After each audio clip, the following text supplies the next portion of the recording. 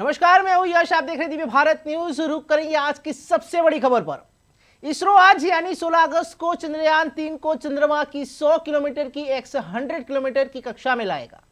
चंद्रयान फिलहाल 150 kilometre 177 kilometre की कक्षा में है। 17 अगस्त चंद्रयान के लिए बेहद अहम दिन है। इस दिन इसरो चंद्रयान-3 के प्रोपल्शन मॉड्यूल को लैंडर से अलग करेगा। 22 दिनों की यात्रा के बाद चंद्रयान 5 अगस्त की शाम 7:15 बजे चंद्रमा की कक्षा में पहुंच गया। तब यान को चंद्रमा की गुरुत्वाकर्षण में कैद किया जा सकता था, जिससे इसकी गति धीमी हो जाती थी। गति कम करने के लिए इसरो वैज्ञानिकों ने यान का मुंह घुमाया और 1835 सेकंड की यानी करीबन आधे घंटे तक थ्रस्टर्स चलाए गए। गोलीबारी शाम 7:12 बजे शुरू हुई। जब चंद्रयान ने पहली बार चंद्रमा की कक्षा में प्रवेश किया तो उसकी कक्षा 164 किलोमीटर x 18,074 किलोमीटर थी। कक्षा में प्रवेश करते समय इसके ऑन बोर्ड कैमरे ने चंद्रमा की तस्वीरें भी कैद की हैं। इसरो ने इसका वीडियो बनाकर अपनी वेबसाइट पर शेयर किया है। इन तस्वीरों में चंद्रमा के क्रेटर साफ नजर आ रहे हैं। मिशन के बारे में जानकारी देते हुए इसरो ने चंद्रयान द्वारा भेजे गए संदेश को एक्स पोस्ट में लिखा है। मैं चंद्रयान-3 हूं, मुझे चंद्रमा गुरुत्वाकर्षण महसूस हो रहे हैं। इसरो ने यह भी कहा कि चंद्रयान-3 सफलतापूर्वक चंद्रमा की कक्षा में स्थापित हो गया है। 23 अगस्त को लैंडिंग से पहले चंद्रयान को कुल 4 बार डी ऑर्बिट से गुजरना होगा। रविवार को उसने एक बार परिक्रमा कम की है।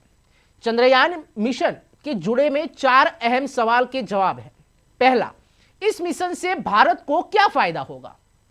इसरो के पूर्व वैज्ञानिक मनीष पुरोहित ने कहा कि इस मिशन के जरिए भारत दुनिया को बताना चाहता है कि उसके पास चंद्रमा पर सॉफ्ट लैंडिंग करने और वहां रोवर संचालित करने की क्षमता है।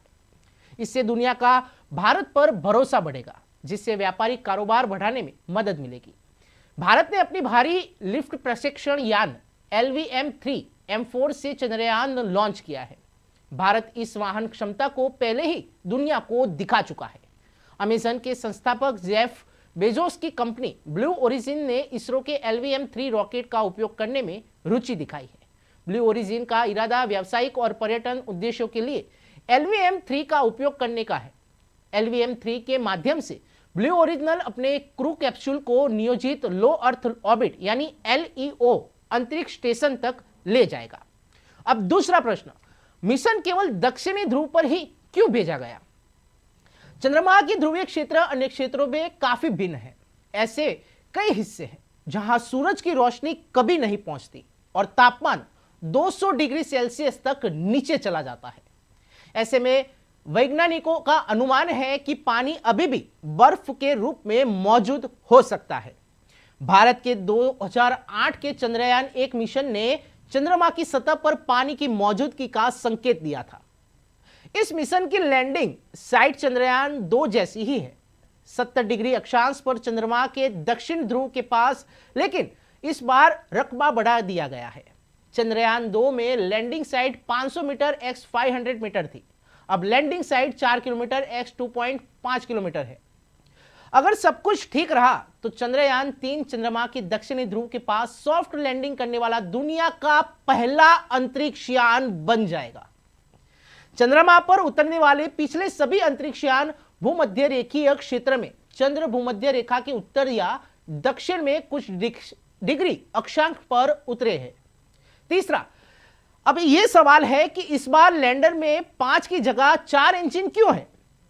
इस बार लैंडर के चारों कोनों पर 4 इंजन यानी थ्रस्टर लगे हैं, लेकिन पिछली बार बीच के 5वें इंजन को हटा दिया गया है। अंतिम लैंडिंग के केवल 2 इंजनों की मदद से जाएगी और ताकि आपात स्थिति में 2 इंजन काम कर सके। चंद्रयान-2 मिशन में आखिरी वक्त पर 5वां इंजन जुड़ा गया। इंजन को हटा दिया गया है और ताकि अधिक ईंधन ले जा सके। 4.14 दिन का मिशन क्यों है? मनीष पुरोहित ने बताया कि चंद्रमा पर 14 दिन रात और 14 दिन में रोशनी रहती है। जब यह रात होती है तो तापमान 100 डिग्री सेल्सियस से नीचे चला जाता है। चंद्रयान के लैंडर और रोवर अपने और सौर पैनलों से बिजली पैदा करेंगे, इसलिए वे 14 दिनों तक बिजली पैदा करेंगे। लेकिन रात में बिजली उत्पादन प्रक्रिया बंद हो जाएगी। यदि बिजली उत्पादन नहीं होगा तो इलेक्ट्रॉनिक्स अत्याधुनिक ठंड का सामना नहीं कर पाएंगे और क्षतिग्रस्त हो जाएंगे। सफल सॉफ्ट लैंडिंग का मतलब है कि अगर मिशन सफल रहा तो अमेरिका, रूस और चीन के बाद भारत ऐसा करने वाला चौथा देश बन जाएगा। चंद्रमा पर सफलतापूर्वक उतरने से पहले अमेरिका और रूस दोनों ने कई अंतरिक्ष यान दुर्घटनाग्रस्त हुए हैं। चीन एकमात्र ऐसा देश है जो 2013 में चांग ई 3 मिशन के साथ अपने पहले प्रयास में सफल हुआ है।